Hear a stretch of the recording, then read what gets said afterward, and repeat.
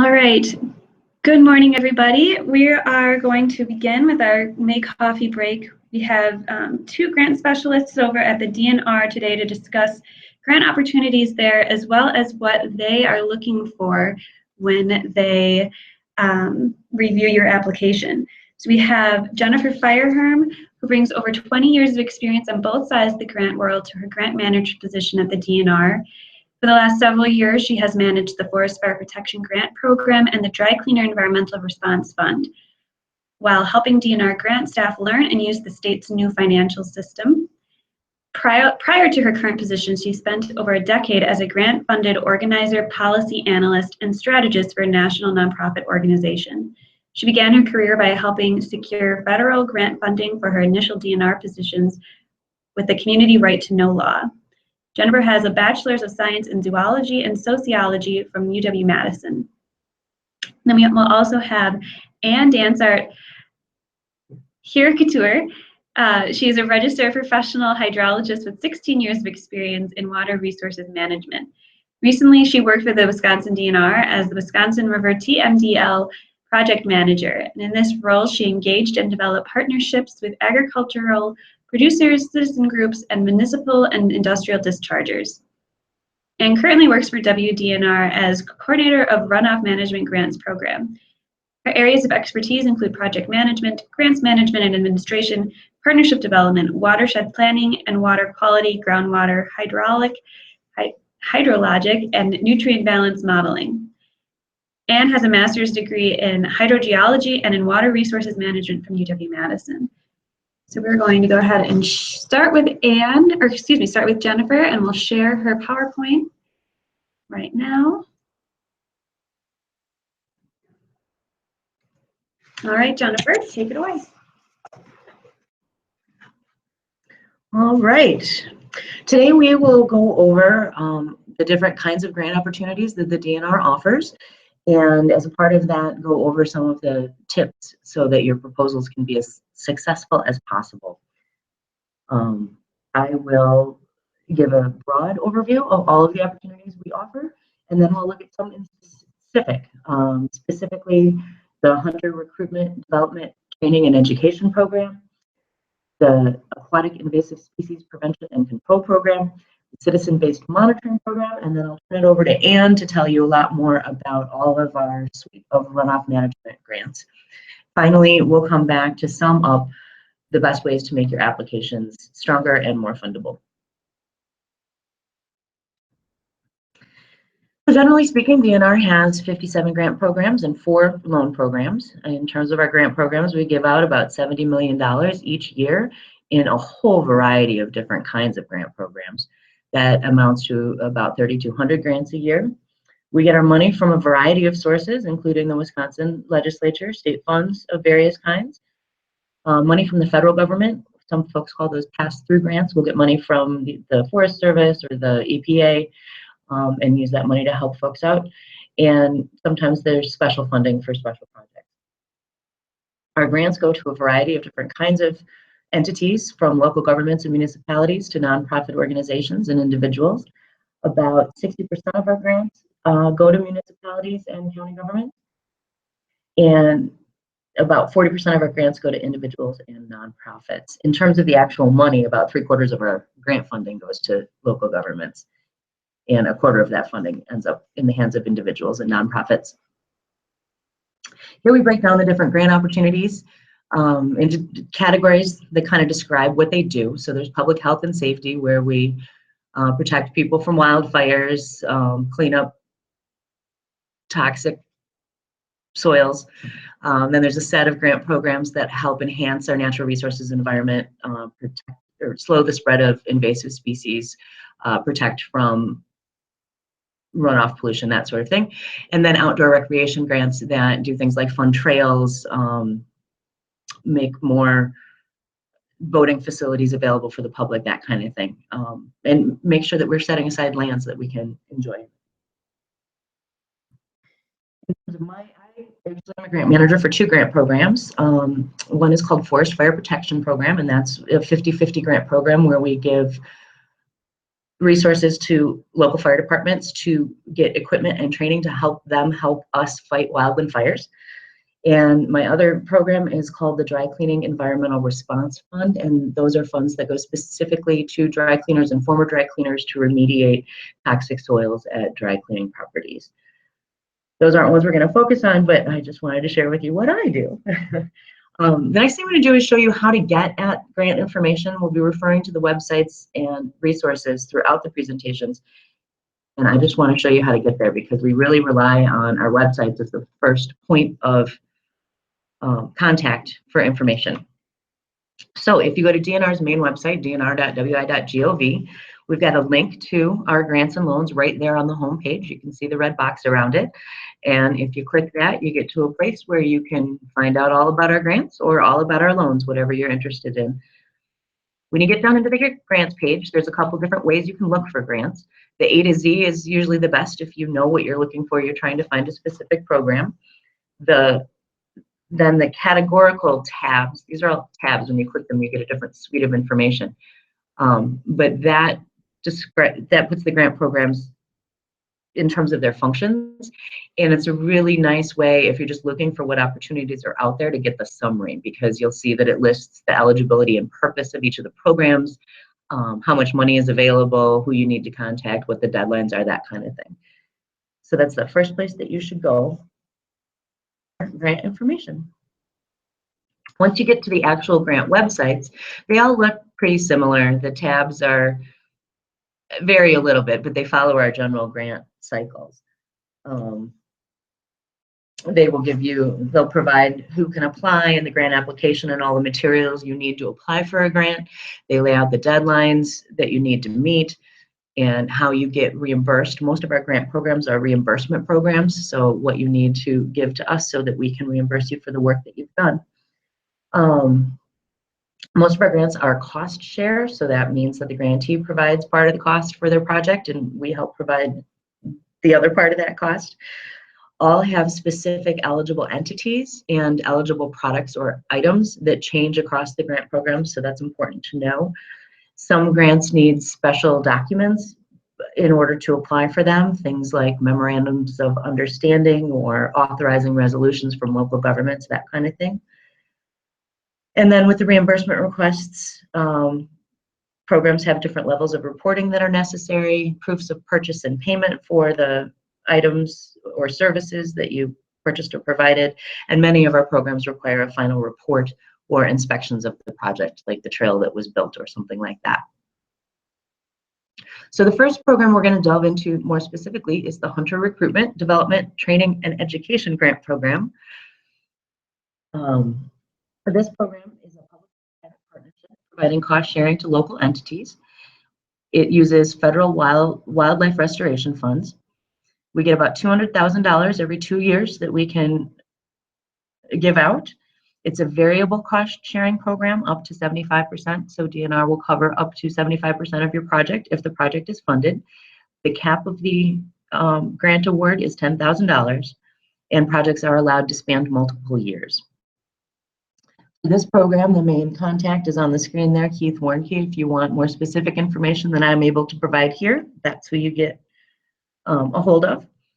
Generally speaking, the focus of this grant program is to develop new adult hunters, especially female hunters, to test new ways to train, develop, and educate hunters so that they're operating in safe and responsible ways, to train mentors to commit to new hunters for a period of years. So not just one-off events, that it favors plans that will engage mentors over multiple years. It also favors projects that have been shown to be successful elsewhere or based on principles that have been shown to be successful, and projects that engage people for a longer period of time, as I said, not just one-off. The money can pay for employees, consultant services, other services for your plan to engage hunters. And for this one, I pulled out the project scoring criteria that the Hunter Recruitment Program uses. As I said, our grant programs, the scoring criteria for the grant programs vary across the grant programs, but the thing they have in common is we make it transparent on our website. So you'll always be able to look up how your proposal will be scored before you submit it. And so for this one, making sure the application is complete and has enough details to really understand what you're trying to do. And they'll give you points based on that. The biggest category is the likelihood of project success, and that's where they like to look at, are you basing it on principles that we've seen to be successful elsewhere? And then you can kind of see how they're trying to target the money. You get more points if you're engaging people long-term. If you're engaging families, you'll get more points if you have a good system to evaluate and report on your successes. And this is also a program where you get varying points depending on how much money you're asking DNR to match for your project. So you get the most points if you're only asking DNR to fund less than a quarter of your project, and you get the least points if you're asking DNR to cover more than 3/4 of your project. That allows us to help people when they need a lot of help, but also get the most grants out to the most people. So those are the scoring criteria for that. Again, if you want more information, check out the website and contact Keith.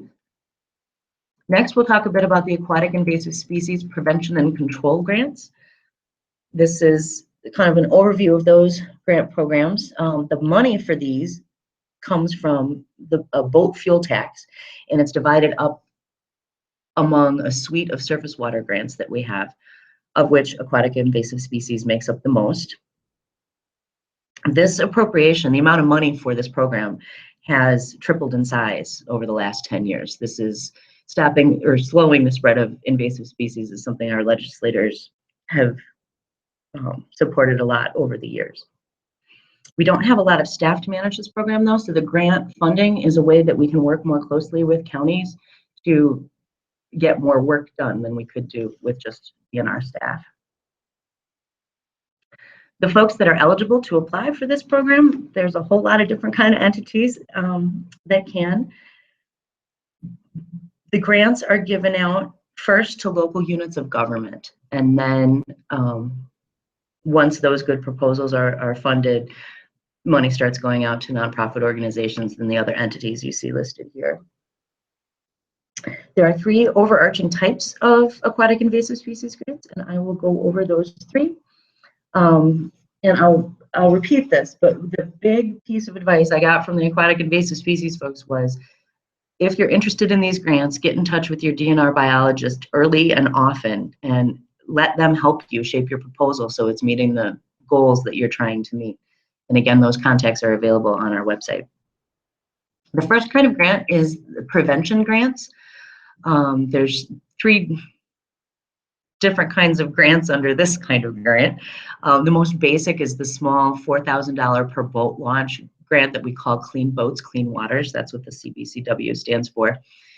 And it's $4,000 per boat launch to hire staff in the summer that help make sure that when folks move their boats from one body of water to another, they're not taking hitchhikers with them. Then there's 2 other subcategories of grants, those under $50,000 and those between $50,000 and $150,000. And those are to essentially do the things we need to do to prevent the spread of species. Do inventories of your water body to see what's there now, to identify those things that are most probable to invade your waterway, and create prevention and control plans. Then there's the control grants for when you've already got an invasive species in your water body and you want to address it.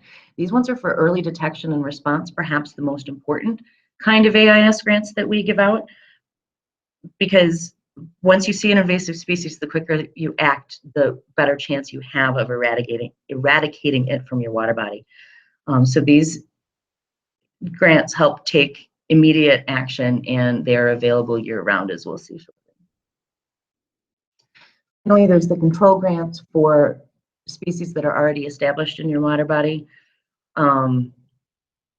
These are $200,000 grants with 75% match. These projects are included in management plans. So this is where a DNR biologist has created a plan to manage a water body, and these control measures are included in that plan, and we help fund those. Deadlines for these programs vary depending on which kind it is. If you're working on planning and prevention and getting out ahead of things, or that boat launch grant I was talking about, Clean Boats, Clean Waters, that deadline is December 10th. If you have an established population and you want to control it, those deadlines are February 1st. And as I said, year round, if you detect an invasive species that you haven't seen before early, you can apply for help to address that anytime in the year. Again, check out our website for more help with these programs. Moving on to the Wisconsin Citizen-Based Monitoring Partnership Program.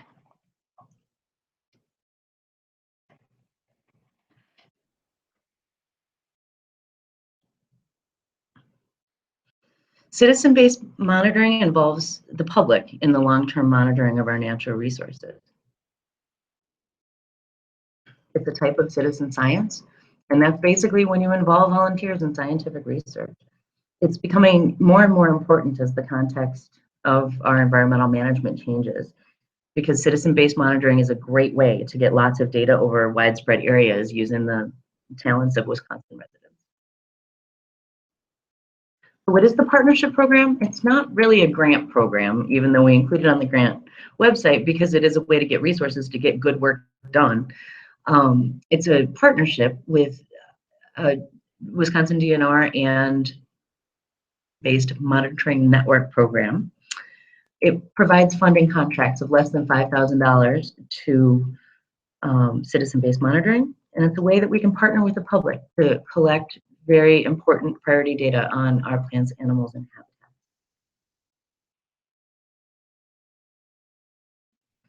So as I said, funding can go up to $5,000. Payment is made on receipt of deliverables, like most of our grant programs are. There's an annual cycle. We ask for requests for proposal in February. Those proposals are due in April, and then we give out awards July 1st through June 30th. Each year, the DNR creates a list of priority monitoring needs, and we include those in the request for proposal. Applications need to describe how a group will contribute the data to meet those needs. Funding primarily goes to equipment and supplies, but travel, stipends, and wages for a volunteer trainer or coordinator are also okay. The actual monitoring needs to be done by volunteers. If it isn't, then it isn't citizen-based monitoring. We funded a lot of projects over the years, and some of them have related specifically or worked specifically with UW Extension partners. One is the Wisconsin Master Naturalist Program, which is funded to add citizen science to the training curriculum and create an introductory video to citizen-based monitoring in Wisconsin. And we funded Water Action Volunteer Stream Monitoring Project. It funded Marathon County Extension to train farmers and other local volunteers to monitor streams. We did a project assessing stream health, where we funded to test whether volunteers could identify macroinvertebrates, essentially insects and crayfish and things like that live in streams, and if they could identify them sufficiently well to give us an idea about stream health. And then finally, we funded growing a citizen-based monitoring network in Sheboygan County to train and coordinate volunteers to monitor birds, frogs, and toads, and several other animals. Here's just a snapshot of the citizen-based monitoring brochure that we use to reach out to folks. We have copies of this. If you're interested, let me know. Here's the back side of it just real quick so you see the resources that we have. And more specific questions can be answered by Eva at the DNR, who runs the citizen-based monitoring program. So you can contact me or Eva if you have more questions about this program. And now we'll turn it to Ann to talk a bit more about the non-point programs. Great, excellent. So we can make sure that you're talking right into the microphone there. Well, just somewhere. Okay. Okay.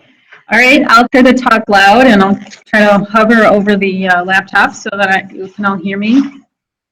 My name is Ann Couture. I'm the Runoff Management Grant Program Coordinator at Wisconsin DNR. Management Grant Program offers several different type grants, but all types of grants in the Runoff Management Program are intended to fund activities and or construction of practices that control and reduce pollution and runoff against the waters of the state.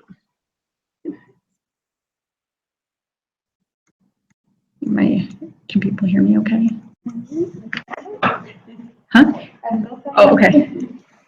So in this webinar, I'm going to provide an overview of each of the three runoff management grant programs: the Urban Nonprofit Source and Stormwater Grant Program, the Agricultural Targeted Runoff Management Program, and the Notice of Discharge Program. We'll provide information such as who's eligible to apply, what types of activities are eligible funding, what's the maximum cost share, maximum grant awards, etc. And for the first two, the urban and the agricultural grants, I'm also going to provide a little bit of general information about what makes a good grant application.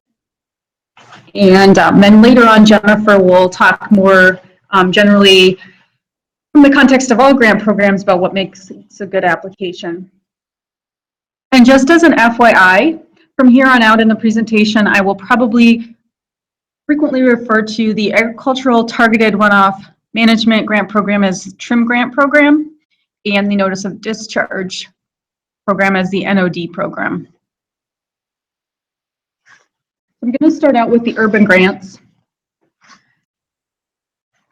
This program reimburses up to 50% of eligible expenses, and Jennifer explained earlier that a reimbursement grant program means that the grant applicant pays for the practice or activity up front, and then the DNR reimburses them. And it does pay for 50% of projects that are related to the control of urban non-point source and stormwater runoff pollution.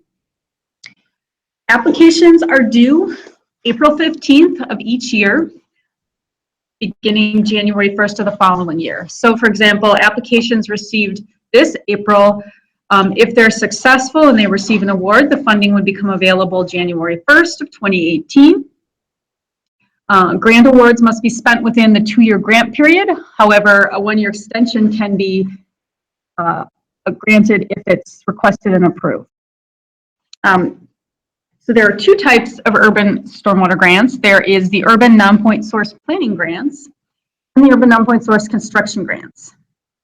So we offer these in alternate years. So this year we accepted applications for planning grants. Next year we'll accept grant applications for construction grants. Planning grants have a maximum state share award of $85,000, and it covers planning activities, whereas construction grants has a maximum $150,000 award, and it covers construction of best management practices that reduce urban pollution. More detail about these 2 grant programs, I'm sorry, that fall under the urban grant category. Local units of governments are eligible to apply. Typically, cities, villages are most common. We also see occasionally some towns or counties or regional planning commissions. Also, tribal governments and special purpose lakes or sanitary districts would be eligible to apply. However, the grants must cover either planning activities or construction of a practice that serves existing urban areas. And that's defined as greater than or equal to 100,000 people per square mile on average. So again, if you're applying for a grant for your community, you don't have to go neighborhood by neighborhood and calculate the density, but on average you would need to have 1,000 people per square mile, or you need to demonstrate that you have evidence that the area would become urban within the next 20 years. So under an urban non-point source planning grant, the activities that would be eligible for cost sharing include stormwater management plan or a stormwater pollution prevention plan for a community, development of local ordinances that regulate how much pollution can come from stormwater from new development or construction of erosion control, those types of things. It can fund the evaluation and or establishment of local financing options that provide dedicated funding sources for local stormwater management program activities. It can fund the development of a illicit discharge detection and elimination program for a community, as well as public outreach and education activities. What it doesn't fund is design, engineering, and or best management practice. And even though we have a separate program for that, we still inevitably get planning grant applications every year that are for construction projects. But fortunately, we have a separate program for that. will fund the engineering, design, and construction of structural urban best management practices that control for things like wet detention basins or biofiltration devices, etc. One thing to highlight here, though, is that we can only fund design and engineering of a practice if it's actually constructed. So we can't reimburse you for engineering and design until after the project is constructed. And that has to do with the funding strings attached to the bond revenue that we use to fund this program. That we can't fund anything unless it's actually constructed. This program can also fund land acquisition and easement, and that would be for land that's needed for the practices that are being constructed. Storm sewer rerouting and removal of structures, again, as it relates to construction of an urban best management practice, and or stream bank and shoreline stabilization. So that's kind of an overview of the Urban Stormwater Grant Program. I'm going to talk a little bit about what makes a good grant application and start out with some very general expectations, which you can sum up in sentence at the top here is to answer all parts of each questions with clear and specific answers. This may seem obvious, but we get a lot of necessarily read the question or read the instructions for each question or write it in complete sentences, so it's important to do those basic things, but also to be specific about your answer. If you could copy and paste the same answer into multiple grant applications, your answer is probably not specific enough to your project.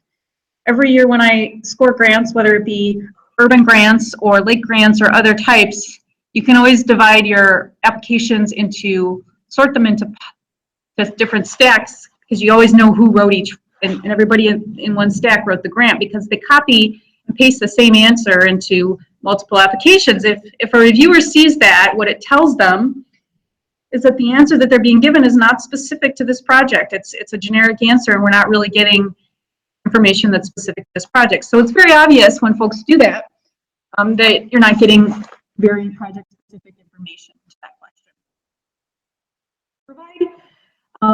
Even though we want you to provide specific and detailed information, it doesn't mean we want the application to be overloaded with attachments and irrelevant information. Again, as a frequent scorer, what I tend to observe is that when someone doesn't have a good answer for a question, they tend to overload the application with attachments and irrelevant information in hopes that there's something in there that you're looking for. Do that, because if there's actually good information in there, we probably won't find it because there'll be so much of it, and we'll just presume that you don't. Right, the reason why you attach so much information. So again, we're going to refer to attachment. Just say pages 24 and 25 rather than just attaching a 100-page document and saying that the information is in there.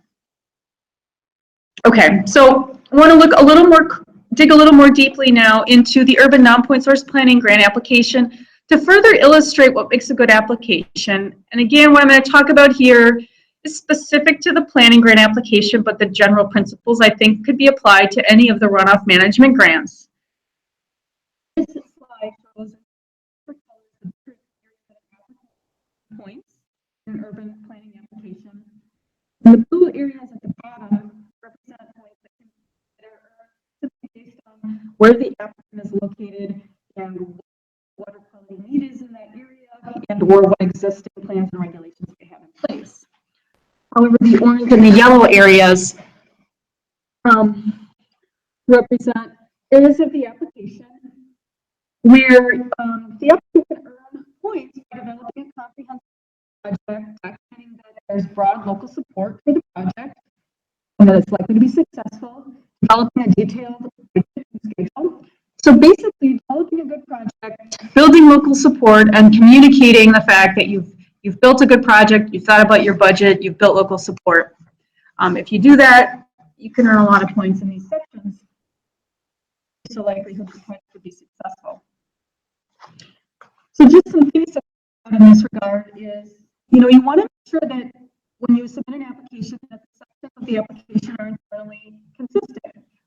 For example, if your project scope describes activities that you're intending to do, but you don't have any line items for them in your budget, grant reviewer doesn't know whether you're actually intending to do these things and you just forgot to put them in your budget, or maybe you're not actually planning to do them and it's just trying to make your application look good by saying you're going to do more than you do. It's hard to evaluate an application like that. On the other hand, if you put something in your budget but you don't explain it in your scope, it's hard for the reviewer to then approve a grant application to fund things that aren't explained because they don't know what they're funding. Program. Again, and this holds for other sections of the application as well. When you make your project schedule, you want to make sure you're consistent with what's in your application, with what's in your scope and what's in your budget. And again, you don't just want to check a box saying that you're going to do an activity to earn points without explaining why you're doing that activity and what the water quality benefit will be, because again, it makes it really hard to evaluate those applications and determine whether they should be a priority for funding. Some common mistakes that are unique to all of the runoff management grant programs. I'm not going to read all of these, but I want to highlight a couple that I think, again, apply to all of the programs, not just the urban grants, and also other types of grants. Number one, make sure you discuss your project with your DNR regional non-point source coordinator. And if you're applying for another type of grant, then it would be whatever the appropriate staff person would be in that program. I don't think anybody wants to spend hours and hours of their time on a grant application for something that's not eligible or not likely to get funded. And I don't like having to read a grant and then contact an applicant and say this grant that you put so much time into isn't eligible. So make sure you talk to your coordinator. They can help you figure out if it's worth applying, if you're likely to get funded, and help you develop the strongest application possible so that you have a more likelihood of getting funded. Another thing I want to highlight here is to plan ahead and look at the application process. All of the urban non-point grants require that you have a governmental resolution with a local governing board, whether it be a legislative board or a city council or a county board.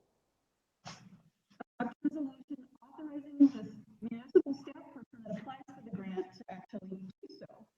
And sometimes this requires monthly lead time to get the activity on the agenda and then get it signed submit your application. And I find this is one of the usually the week before application. This is the main reason why I get phone calls is people say, "Oh my gosh, I didn't know about this." And you know, this is such a common thing that I actually put a voicemail message on my phone saying, if you know what to do if you don't have your governmental responsibility resolution. So again, every grant application is going to have different requirements, but read through the whole application right from the start so you can identify any aspects like this that might require lead time, and so you can get started on those as soon as you need to. All right, I'm going to switch gears now and move on to the Targeted Runoff Management Grant Program. I'm going to refer to it as the TRIM Grant Program. This grant program primarily funds compliance with Wisconsin's agricultural performance standards. These are contained in the rule NR 151. State rules require that the state offer 70% cost share in order to enforce compliance with agricultural performance standards on sites that were in existence when the performance standards went into effect. So for new agricultural facilities, they're required to meet the ag performance standards with or without cost sharing. For sites that were in existence before the standards went in effect, we're required to offer them 70% cost share in order to be able to enforce compliance. Typically, counties will apply on behalf of producers in their county that want to, that are willing to comply with a 70% cost share. However, the TRIM grant program also can fund TMDL implementation, and that's a different type of TRIM grant. TMDL stands for Total Maximum Daily Load, and what this means is that in some areas of the state, there's something called a TMDL that's been established, and this means that there's kind of a pollution budget established for the watershed that says this is the maximum amount of pollution that can be discharged into a waterway without the waterway exceeding water quality standards or not meeting water quality standards. And so in those areas, we have data that can tell us, hey, maybe we need to exceed the state agricultural performance standards. We need to do better in order to meet our TMDL. So in those areas, you could fund either compliance with NR 151 or implementation of a TMDL if the TMDL requires that you do better than the performance standard, or perhaps it requires that you do something for which there is no performance standard. The Urban Grant Program applications are accepted on April 15th of each year for funding available January of the following year. So we have two different sizes of urban grants, small and large, and different types, TMDL and non-TMDL. So when we cross these with each other, we end up with 4 different types of agricultural trim grants. Again, these are reimbursement grants. They reimburse up to 70% of eligible costs. And let's take a look first at the difference between the large and the small scale.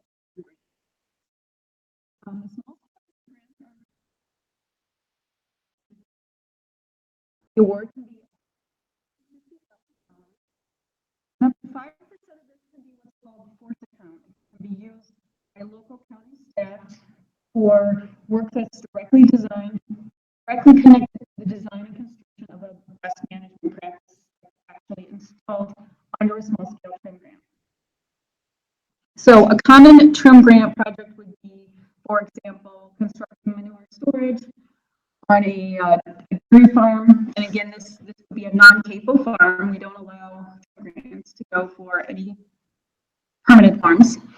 Or perhaps a barnyard. If there's manure running directly off the farm into the waterway, a trim grant can be used to construct manure storage or a barnyard, as long, again, as the farm that is in existence prior to establishment of the runoff standards.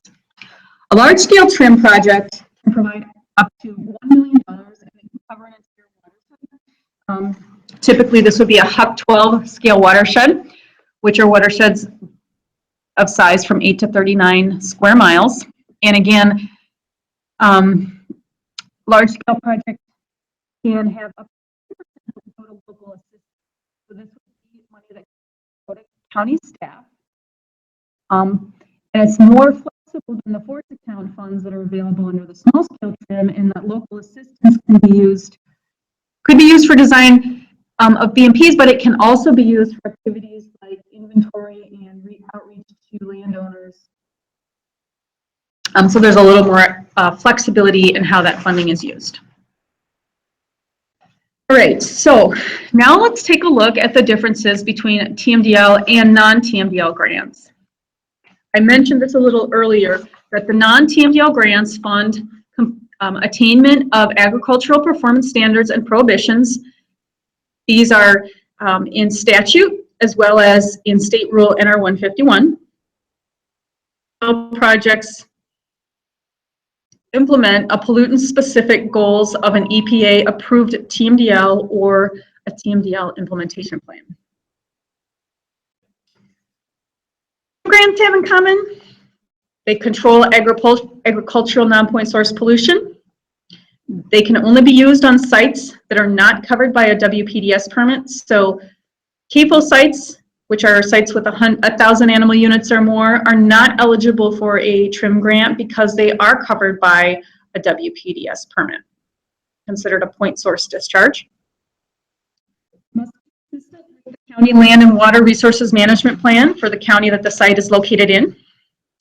And again, if you're funding NR 151 compliance, the facility cannot now or ever have previously been in compliance. Since the effective date of the standard, it can't fund practices where if there's been a previous office of cost share or if it was not in existence at the time the standard went into effect. So we have the rural restrictions on who can apply and what they can apply for. But we also have some other restrictions, which are, what is the funding? What are the strings on the funding that we get for these grants? And how does that limit what we can fund? And it's important to understand that for a grant so that you don't apply for something that maybe is eligible according to the instructions, but we don't actually have any funding for it. So this shows the different types of funding we have available for the agricultural trim grants. We have bond revenue, which comes from the state of Wisconsin. It can be used anywhere in the state of Wisconsin, but it cannot be used for what they call soft practices, like cropping practices. So you can't use it for cover crops or no-till residue management, those types of things, nor could it be used for local assistance. We do get some money from the federal government under the Section 319 program, although who knows what will happen in the next federal fiscal year. But those do not have any use restrictions, so they can be used for cropping practices and local assistance. However, they can only be used in areas where there is a EPA-approved 9 key element plan. And basically that's for achieving some type of non-point pollution goals that's been approved by the EPA as meeting 9 key elements. Lastly, we have segregated funds that come from the state of Wisconsin. They can be used anywhere in the state, and there are no use restrictions. But here's what our funding, our funding distribution varies by year, but typically this is what we get. We have, it's about 75% of the funding we get is bond revenue. And so basically what we have is a lot of funding to fund structural practices like manure storage, feedlot barnyards, etc. We don't get a lot of money for soft practices except in the 9 key element areas. So we get about 3/4 we have for structural practices that can be used anywhere.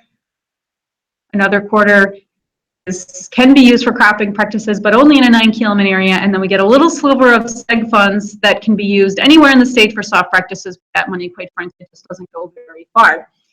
So realistically, if you want to apply for a grant that you have funding to do things like cropping practices, you want to make sure that you work with your county towards getting an approved 9 key element plan. So some tips for good trim application, like with the urban grants, make sure you're very specific about the water quality problem and what is unique about the site and the watershed, what the farm is contributing. Avoid generalities about non-point pollution and provide very specific information about the water quality impairment and the impacts of the proposed project. And if you would attach photos and maps that help really explain and communicate the water quality impacts of the project. Like before, don't overload with information and contact your non-point source coordinator early to discuss your project, both the scope of what you're intending to do as well as the eligibility of your site. All right, I'm going to end by talking about the Notice of Discharge grant program. And this program is an enforcement mechanism for addressing unacceptable practices in animal feeding operations with less than 100 animal units. Again, we're not funding CAFO compliance. That results in a pollutant discharge to waters of the state. So where the trim grants are voluntary compliance, when there is when we see a discharge from an animal operation, we can use this to enforce against them. They are required to offer the 70% force. We use this grant program to enforce on sites where there's a significant discharge to waters of the state and the landowner is not voluntarily complying. So we have 3 different categories of NOD grants. The first category would be a point source discharge to a navigable waterway, typically through a man-made device like a ditch or perhaps a drain tile or a culvert. Category 2 would be a discharge to waters of the state that results from failure to comply with livestock performance standards and prohibitions, but maybe there's not a direct discharge or it's not to a navigable waterway, but there still is a discharge to the water of the state. And then category 3 would be discharge something other than category 1 or 2. And again, we would prioritize with category 1 being given the highest priority for funding, category 3 a lower priority. Unlike the other 2 grant programs, applications for this programs are accepted quarterly, April, June, August, and October of each year, or until funding runs out. Usually we have about $1 million available annually for this program. Funds, and again, unlike the other program, funds can become available the same year requested, so there's less lag time. And the compliance period is a minimum of 60 days up to a maximum of 2 years. I mentioned with all 3 grant programs, it's important to work with your regional non-point source coordinator. This slide shows who they are in the various regions of the state. You'll notice that I am shown as the coordinator in 2 regions, and that is only because they're filling vacancies right now in those 2 regions, but there should be someone in both of those positions by the end of the month. So but for the future, find out who is the regional coordinator. Lastly, if you need to contact central office for some reason about applying for a grant, I am the central office contact during the grant application process. If you were to apply for a grant and have it funded, then Erin Larson would be your contact in administering your grant. And that is all I have. This slide here shows the rules that you can reference on the website you can go to for more information. And now I'm going to turn it back over to Jennifer to wrap things up. Thank you, Anne. Let's get Jennifer's PowerPoint back up.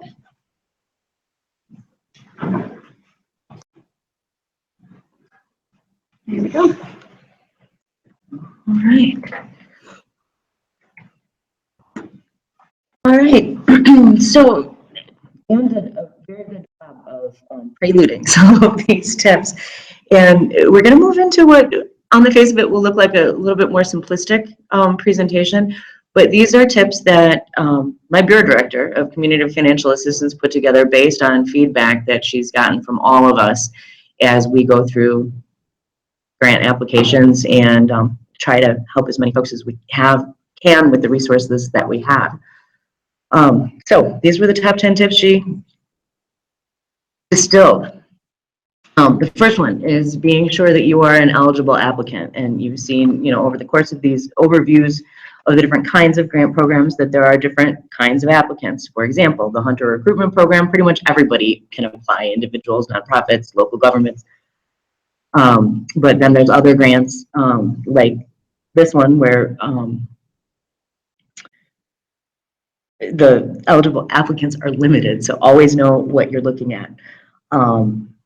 Then there's things where there are certain requirements that make you eligible. So for the Forest Fire Protection Grant that I manage, the fire departments have to have a memorandum of understanding with DNR that lays out how we fight fires together. And if you don't have one of those, you're not an eligible applicant, and I can't give you a grant fund. We ran into a situation like that in our last round of grants. A group of fire companies got together and wanted a grant, but they didn't have an MOU, so we couldn't do it.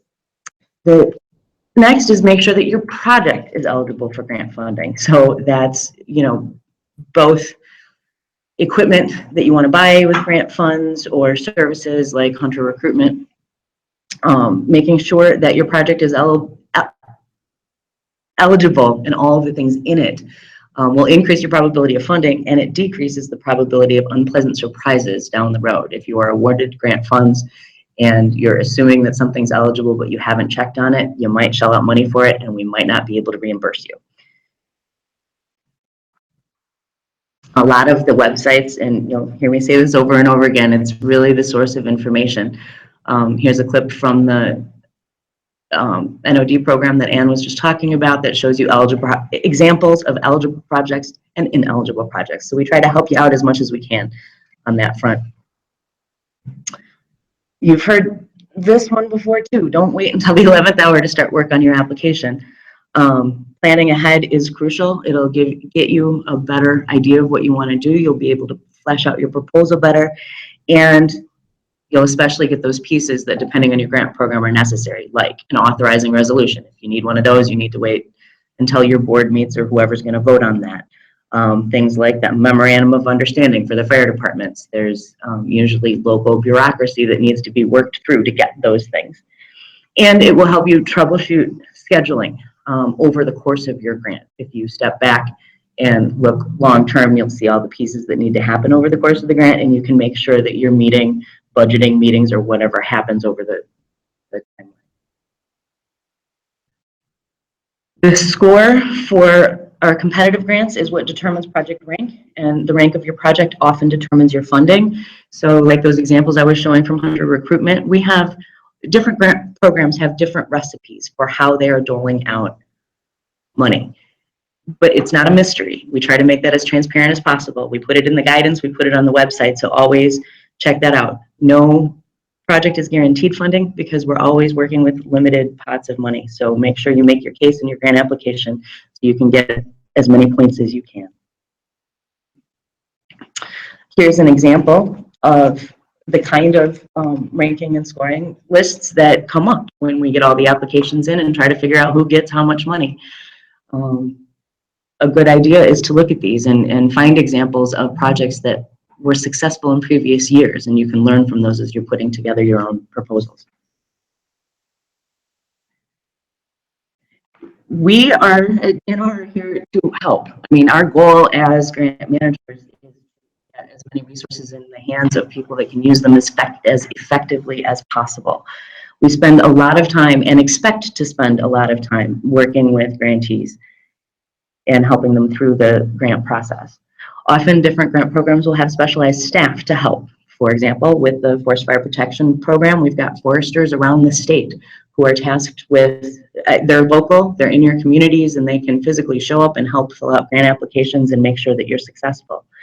In the Aquatic Invasive Species Program, there's biologists, lake biologists, that help you come up with plans and proposals that will help accomplish your ecosystem, what you're trying to accomplish.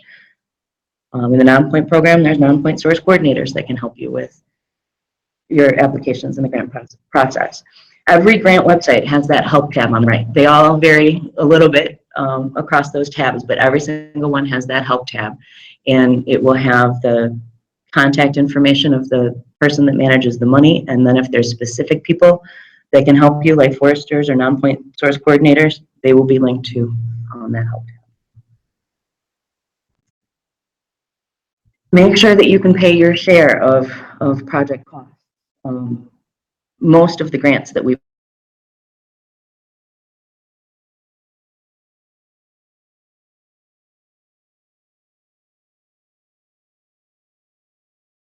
in the coffers to pay the portion that you need to.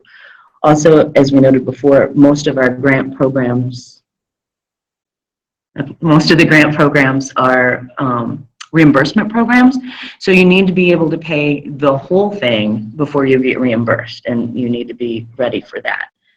I've run into situation after situation. My Forest Fire Protection Grant Program is a 50%, 50-50 match funding, and we've had folks that only have half the money, but that means their project is unsuccessful because they can't buy all of the equipment up front. Here's just an example of where you'll find the match requirements on the website so you can prepare. Number 4, identify and mention local supporters of your project. Often that helps add points to the scoring of your project. Make sure that you talk about local support in your application. If you have letters of support from local businesses, neighboring municipalities, nonprofit organizations, those are always helpful, explaining why they support it and how this project helps achieve common goals with you and your partners and supporters. And these seem basic, but this experience has shown that I think people get excited about their ideas and their projects, but always coming back to the documents at hand, making sure that your application is complete and you filled it all out and you get it in by the deadline with all the necessary pieces. If you need a MOU, you have it. If you need a resolution, you have it. Often the deadlines for our grants are set in stone, either in statute or rule, and we can't do anything about it. And it really is hard when you get a really good grant proposal, but it came in a day late and there's not a darn thing you can do about it. So really paying attention to those. Explain how you're going to measure your success and what it might mean for the target community. So, you know, what is your goal? Are you going to eradicate X species from your lake?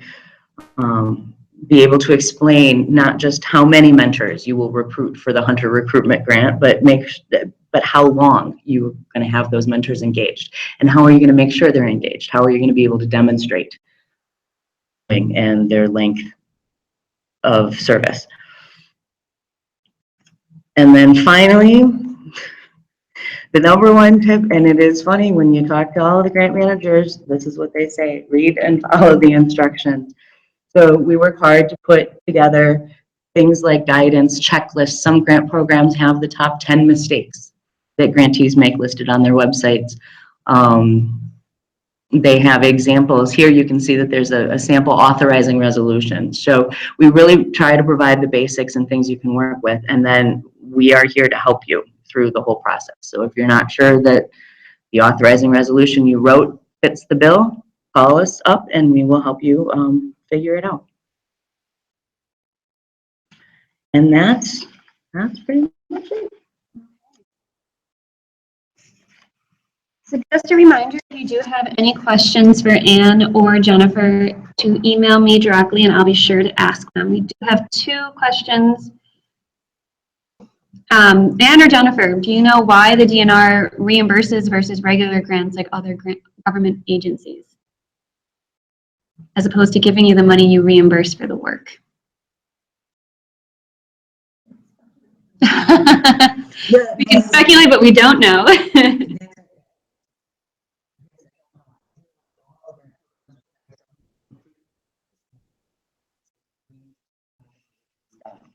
Before we can provide the money, for it. Okay. Yeah, this is, Anne, I know that for our program, it's important that there's proof that the money was spent on something that was actually eligible. So whether that was the thinking you had when the program was set up, I don't know, but I know that we're not allowed to reimburse for something unless it's eligible. So sometimes we can't reimburse for things because the applicant spends it on something. So it's kind of an extra screening. Okay. Do they have any remedy if they did something they were supposed to do and then they couldn't get reimbursed? No. Be very careful what you spend your money on. All right, and how would someone know if they are not in the area? There's a, go to the DNR website and then in the search box type in 9 key element and you'll get to a 9 key element webpage, and there's a map that shows the areas in those states that are covered by 9 key element plan. You want to double check though to see when the plan if you are covered by a plan, you want to click on that blob that represents your watershed if it's covered and see when it expires. Because that's another thing I've seen this year is people sending in an application for a 9 key element area, but their plan is expired. So you want to make sure you have a current plan, the one that's not going to expire before your funding starts.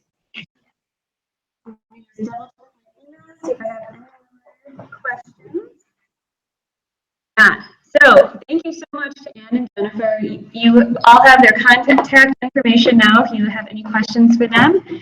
And I will be posting a recording of this webinar either later today or early tomorrow. And I will look forward to seeing you all at next month's coffee break. Thank you.